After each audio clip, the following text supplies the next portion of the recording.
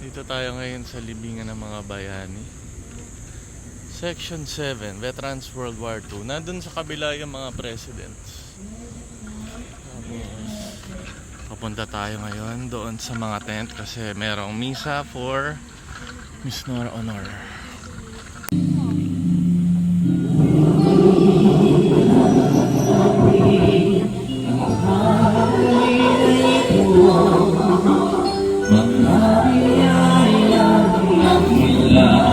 Sa pagpapala mo, handa ng mga puso pagkainibig mo.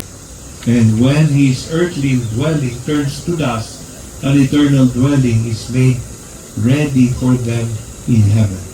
And so with the angels, we sing the hymn of your glory as we bow and we acclaim.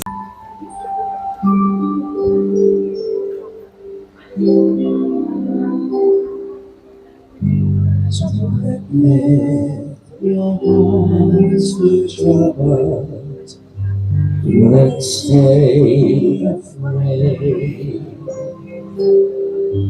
Yes, really, I whom you see, I offer my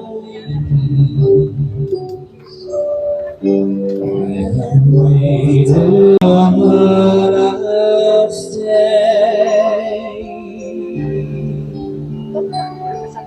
I'm begging you to be you have faith that I know you, even when you.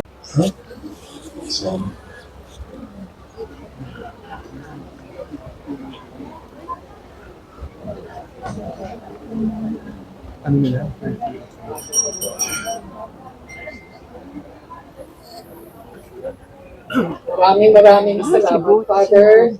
Magandang umaga po sa inyong lahat. Magandang umaga po sa Ian, sa kanyang pamilya, sa lahat po ng mga family members and loved ones ni Guy.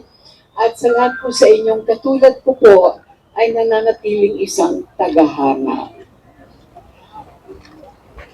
Hindi ko po pahabaan ito. Pero maybe some insights or little anecdotes na baka hindi ninyo alam na makakapagpatibay kung paano pong mukhang klaseng tao po si Guy. Umpisahan po natin siguro nung pinanganak si Ian, isa po ako sa nagkaroon ng pribilehiyo na maging ninang ni Ian. Katuwang ko po si Dolphy. Marami pong ibang mga naging ninong at ninang pero I was privileged na ako po yung maghawak sa kanya. Kami po ni Dolphy yung may ninang at ninang. And para po lamang, malaman po natin kung paano po kapanyag si Guy at saka si Christopher noon hanggang ngayon. Ang Manila Cathedral po ang pinagdausan ng binyag. Sa dami po ng tao, ito sa ordinary day, Thursday, kung ako nagkakamali, in 1976. Pinasara po ng pare yung katedral. Kasi kung hindi, talaga po magkakagulo yung mga tao. Ganun pa man, yung pong mga nakapasok na sa loob, talagang hindi po magkamalay dahil excited po sila. Makita yung baby Ian. Pagkatapos po ng binyagan, lahat po gusto makipag-picture taking, lumapit, tignan yung baby. Sa katapos-tapusan po, nagula-gulanin po yung parang Tagalog ni Dolphy. At ako naman po, sa dami po ng mga yumakap sa akin, nawala po yung isang paa ng hikaw ko. Ganun po katindi ang pagmamahal at paghanga ng mga tao kay Guy and Boyet, and of course the baby Ian. And seeing Ian now with his family, his wife, and the children, at yung mga patuloy kong nagsusubaybay, ang isa pong naiisip ko ay at hinahangaan kay Guy ay hindi na lamang po yung mga alam na po natin lahat. Kung paano siya nagsimula, kung paano napaka-talented niya, napakarami niyang alam sa buhay, kung paano meron siyang ups and downs sa kanyang buhay, at kung paano po niya nalampasan ang mga ito sa tulong ng Panginoon, sa tulong ng mga nagmamahal sa Kanya, sa tulong po ng Kanyang faith, at sa tulong po ninyong lahat. Pero ang hindi ko po makakalimutan kay Guy, throughout all of this, kaya nga po tinawag na superstar, isa lamang po siya. Wala pong nakaabot pa sa ganyang estado. Ay ang kanyang kababaang loob. Si Guy, for all her achievements, lahat po ng katanyagan niya, lahat ng kinita niya, lahat ng mga nakuha niya mga awards, trophies, at ito na nga po ang hantungan ay ang national artist. Remained very, very humble. Hindi po nawala yung hanggang sa huli, yung kanyang opo, hindi po. At wala kang marinig sa kanya tungkol sa mga naging achievements niya, tungkol sa kung anong meron siya. She remained very, very humble, and she remained very trustworthy sa mga tao. Kuminsan siguro yun ang naging ibang problema niya dahil masyado pong nagtiwala sa tao at dahil po ito ay sa kanyang kababaang loob.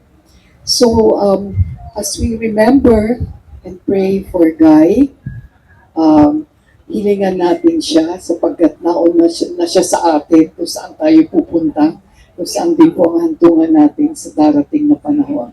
Let us ask her to intercede for us. Siguro kasi siya yung kaharap ngayon nung ating manlilikha, di ba? Tayo maghihintay pa para makarating doon. Let's ask her to intercede for us para po sa tayong mga kaibigan niya, para po sa ating industriya ng pelikula of which she became a very, very important part, para po sa ating mga kababayan, sa ating bansa, sa ating buong mundo.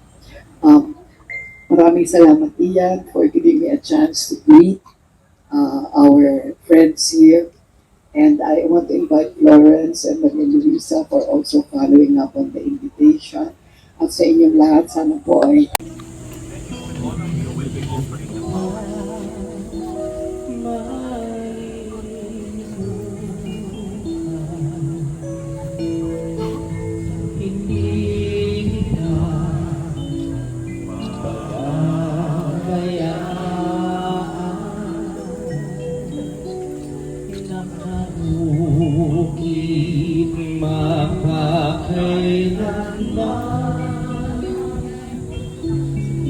sa akin pa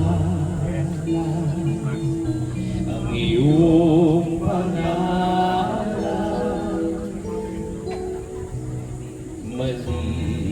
malilimutan ba ng ina ang anak na galing sa kanya? Sanggol sa kanya sinapupunan, paano niya matatalikdan?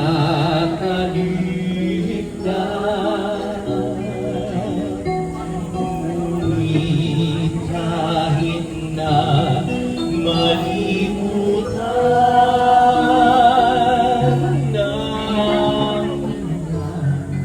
ang anak niyang hanay,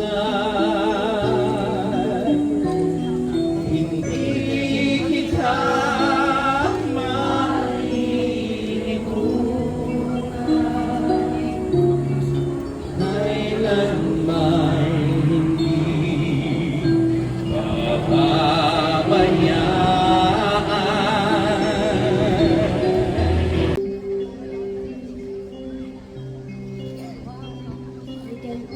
We can now offer our flowers to our dear Ate Guy.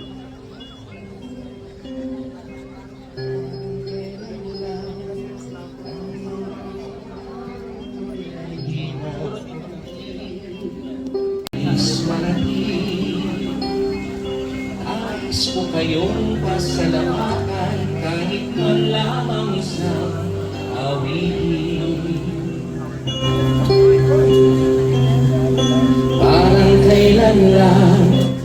halos ako ay mapalimos sa lansangan. Dahil sa inyo, ang aking tiyan at ang bulsa'y nakalaman. Natitang awitin ang aking inaawit na istoryo ay handulan. Maganda at lilipas din ako, ngunit mayroong awitin iiwanan sa inyo. Dahil minsan tayo'y nagkasayaw pakinggan. Dahil sa inyo, narinig ang isip ko at naiintindihan.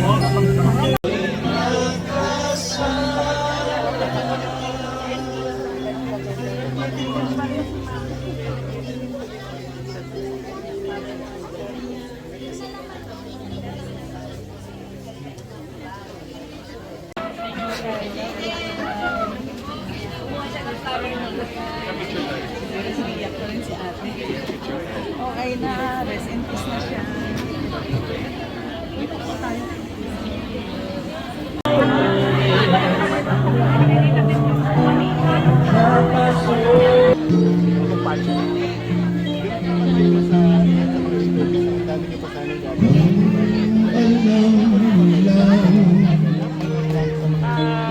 Sa ngayon,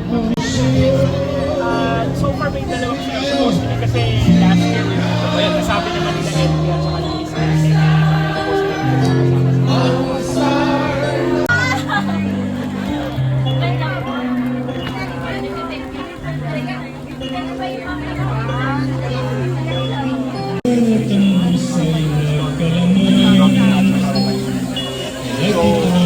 Yung mga yapak ng ginawa. So dito na.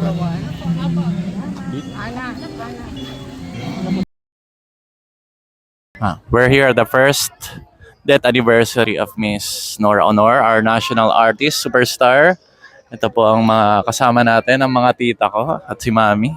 May message po kayo kay Miss Nora Honor? Sige, rin naman yan. Rest in peace, Ate Guy, our one and only superstar. Yun lang. Tita, oran yan. Solid Noranian. Ate Guy, I'm your number one fan, you know. And since the beginning of time, talaga makanora ako. I miss you, I miss your voice. So, may you rest in peace forever. I love you.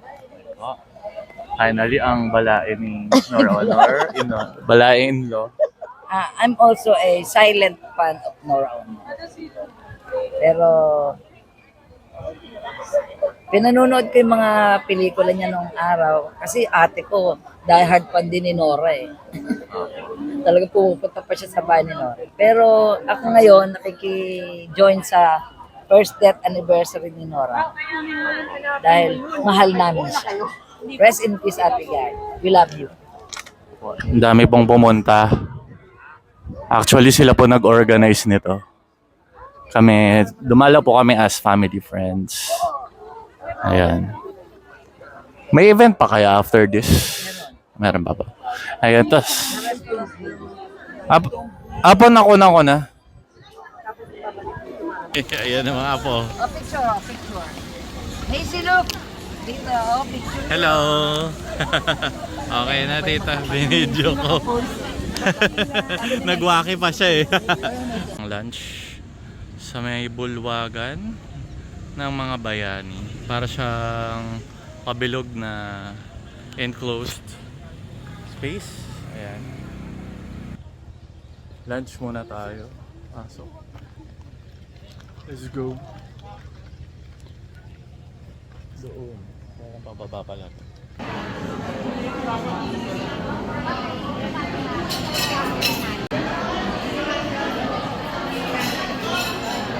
Coffee.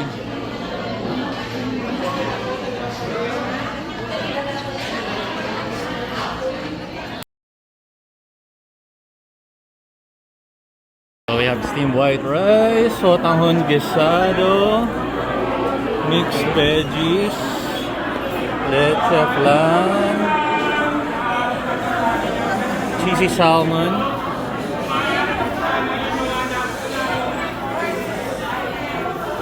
roast beef,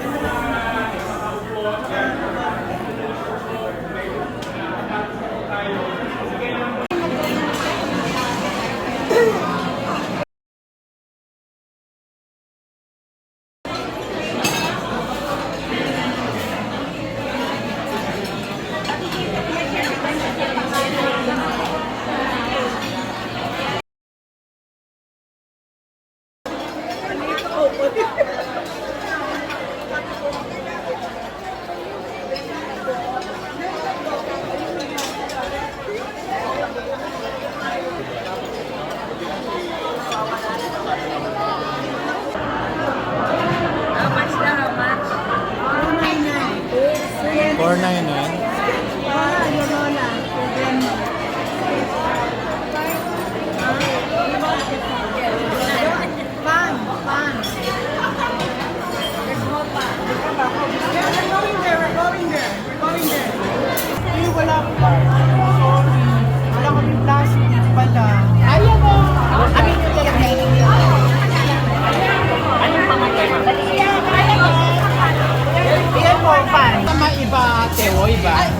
Iba-iba at gusto namin pare-pare pa na.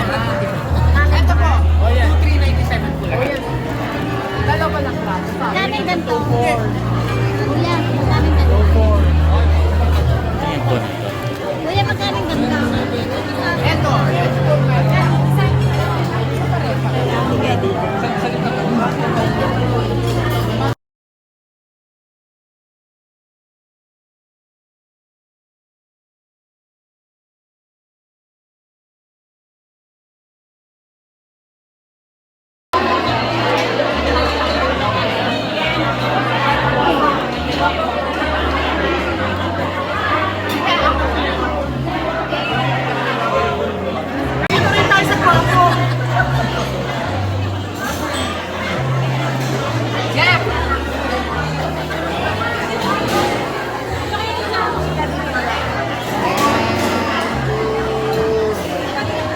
One, two, three. One more.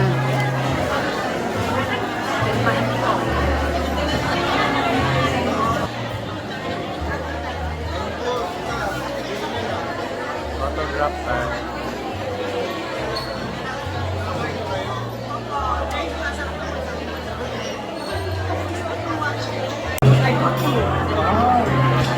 Member ng Girl Alliance of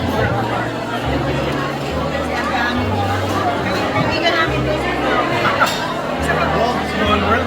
Yeah.